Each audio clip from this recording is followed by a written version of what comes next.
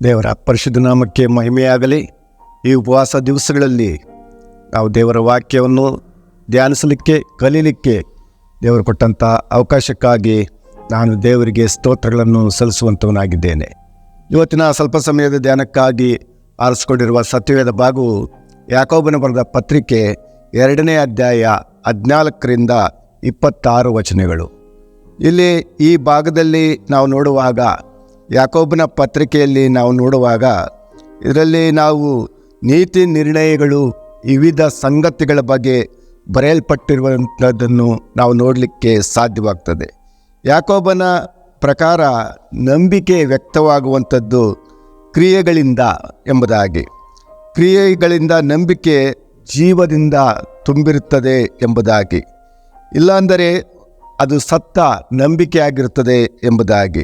ನಂಬಿಕೆ ಕ್ರಿಯೆಗಳಿಂದ ಕೂಡಿದ್ದರೆ ಜೀವವುಳ್ಳದಾಗಿರುತ್ತದೆ, ಇತರರಿಗೆ ಅದು ಪ್ರಯೋಜನವಾಗಿರುತ್ತದೆ, ಇತರರಿಗೆ ಒಂದು ವ್ಯಕ್ತಿಯಾಗಿ ಸಾಕ್ಷಿಯಾಗುತ್ತದೆ, ನೀತಿವಂತರೆಂದು ನಿರ್ಣಯ ಕೊಡುತ್ತದೆ.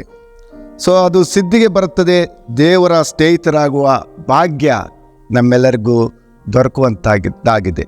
ಇದಕ್ಕೆ ಸಾಕ್ಷಿ ಅಬ್ರಾಮನು ಮತ್ತು ರಾಹಾಬಳ ಜೀವನ.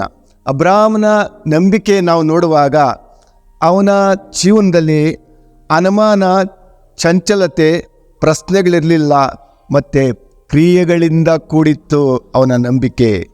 ದೇವರು ಆ ಅಬ್ರಾಮನು ನೋಡಿದ ದೇಶಕ್ಕೆ ಹೋಗಬೇಕೆಂದಾಗ ಅವನು ಪ್ರಶ್ನೆ ಮಾಡಲಿಲ್ಲ, ಅವನು ಅನುಮಾನ ಪಡಲಿಲ್ಲ, ಚಂಚಲ ಪಡಲಿಲ್ಲ, ಅವನು ಕಾರ್ಯಪ್ರವೃತ್ತನಾದನು ಎಂಬುದಾಗಿ ನಾವು ಸತ್ಯವೇದ ಪುಸ್ತಕದಲ್ಲಿ, ಆದಿಕಾಂಡದಲ್ಲಿ ನಾವು ನೋಡಲಿಕ್ಕೆ ಸಾಧ್ಯವಾಗ್ತದೆ.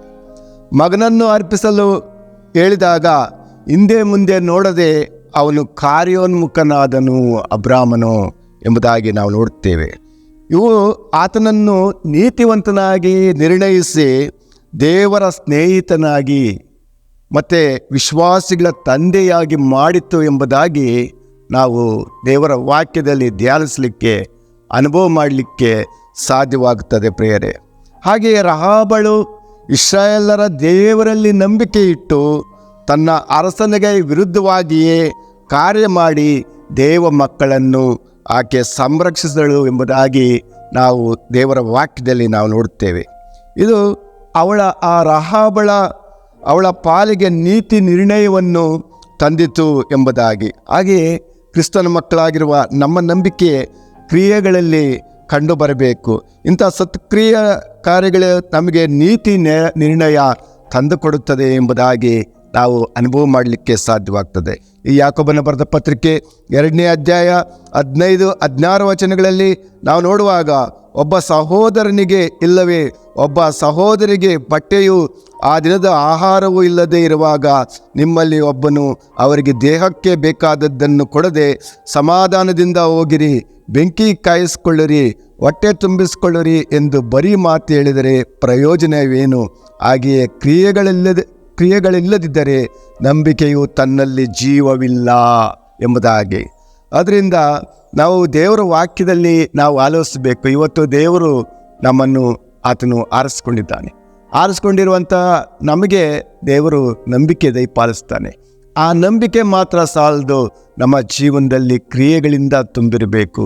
ನಾವು ಈ ಸಮಾಜದಲ್ಲಿ, ನಮ್ಮ ಸಭೆಯಲ್ಲಿ ನಾವು ಸುತ್ತಮುತ್ತಲು ನೋಡುವಾಗ ಎಷ್ಟೋ ಜನರು ವಸ್ತ್ರ ಇಲ್ಲದೆ, ಊಟ ಇಲ್ಲದೆ, ಎಷ್ಟೋ ಜನರು ರಕ್ಷಣೆ ಇಲ್ಲದೆ ಅನೇಕರು ಬಳಲುತ್ತಾ ಇದ್ದಾರೆ, ಅನೇಕರು ನಿರಾಶೆಗಳಲ್ಲಿ ಹಾದು ಹೋಗ್ತಾ ಇದ್ದಾರೆ, ಅನೇಕರು ಕಷ್ಟಗಳಲ್ಲಿ ಹಾದು ಹೋಗುವಾಗ ಇವರ ಮಧ್ಯದಲ್ಲಿ ದೇವರ ನಂಬಿಕೆ ಮತ್ತು ನಾವು ಆ ನಂಬಿಕೆ ಮಾತ್ರ, ಅದರ ಜೊತೆಯಲ್ಲಿ ನಾವು ಕ್ರಿಯೆಗಳನ್ನು ಅವರ ಮಧ್ಯದಲ್ಲಿ ಮಾಡುವಾಗ ಕ್ರಿಸ್ತನ ನಿಜವಾದಂತಹ ಒಂದು ನಂಬಿಕೆ, ರಕ್ಷಣೆ ಹೊಂದಿಕೊಳ್ಳಲಿಕ್ಕೆ ಸಾಧ್ಯವಾಗ್ತದೆ. ಆದ್ದರಿಂದ ನಾವು ಯೋಚಿಸಬೇಕು, ನಮ್ಮಲ್ಲಿ ಎಷ್ಟು ಮಾತ್ರ ನಮ್ಮ ಜೀವನದಲ್ಲಿ ನಮಗೆ ನಂಬಿಕೆ ಮತ್ತು ಕ್ರಿಯೆಗಳಿಂದ ನಮ್ಮ ಜೀವನ ತುಂಬಿದೆ ಎಂಬುದಾಗಿ, ಎಷ್ಟು ಮಾತ್ರ ನಮ್ಮ ಜೀವನದಲ್ಲಿ ನಾವು ದೇವರಿಗೆ ಉತ್ತಮ ಫಲಗಳಾಗಿ ನಾವು ಜೀವಿಸಲಿಕ್ಕೆ ಸಾಧ್ಯವಾಗ್ತಾ ಇದೆ ಎಂಬುದಾಗಿ. ಆದ್ದರಿಂದ ದೇವರ ಸನ್ನಿಧಾನದಲ್ಲಿ ಈ ದಿವಸಗಳಲ್ಲಿ, ಉಪವಾಸ ದಿವಸಗಳಲ್ಲಿ ನಾವು ದೇವರಲ್ಲಿ ನಾವು ತಳೆಯುವಾಗ ಕಲಿಯುವಾಗ ನಾವು ಆತ್ಮಿಕ ಜೀವನ ನಮಗೆ ಸುಭದ್ರವಾಗಿ ನಾವು ಕಟ್ಟಿಕೊಳ್ಳಬೇಕಂದ್ರೆ ನಮ್ಮ ಜೀವನ ದೇವರಲ್ಲಿ ನಂಬಿಕೆ ಮತ್ತು ಕ್ರಿಯೆಗಳಿಂದ ಕೂಡಿದ ನಮ್ಮ ಜೀವನ ಇತರರಿಗೆ ಆಶೀರ್ವಾದವಾಗ್ತದೆ, ನಮ್ಮ ಸಮಾಜಕ್ಕೆ ಆಶೀರ್ವಾದ ಆಗ್ತದೆ, ದೇವರನ್ನು ಅರಿಯದೆ ಜನರಿಗೆ ಅದು ಆಶೀರ್ವಾದ ಆಗ್ತದೆ ಎಂಬುದಾಗಿ ತಿಳಿದು ನಾವು ದೇವರ ಸನ್ನಿಧಾನದಲ್ಲಿ ಸಮರ್ಪಿಸೋಣ. ಎಷ್ಟೋ ಜನರು ಕಷ್ಟ ದುಃಖಗಳಲ್ಲಿರುವಂಥ ಜನರಿಗೆ ನಾವು ಹೋಗಿ ನಾವು ದೇವರ ರಕ್ಷಣೆ ತಿಳಿಸುವಾಗ, ಆ ಕ್ರಿಯೆಗಳಿಂದ ನಾವು ಅವರನ್ನು ಬಲಪಡಿಸುವಾಗ ಅವರು ಸಹ ನಿಜವಾದಂಥ ಸ್ಥಿರವಾದಂಥ ದೇವರನ್ನು ಕಂಡುಕೊಳ್ಳಲಿಕ್ಕೆ ಸಾಧ್ಯವಾಗ್ತದೆ, ದೇವರಲ್ಲಿ ಮುಂದೆ ಸಾಗಲಿಕ್ಕೆ ಸಾಧ್ಯವಾಗ್ತದೆ. ನಮಗೂ ಸಹ ದೇವರ ಆಶೀರ್ವಾದಗಳಿಂದ ತುಂಬಿಸಿ ನಮ್ಮನ್ನು ಉಪಯೋಗಿಸುವಂಥವನಾಗಿದ್ದಾನೆ.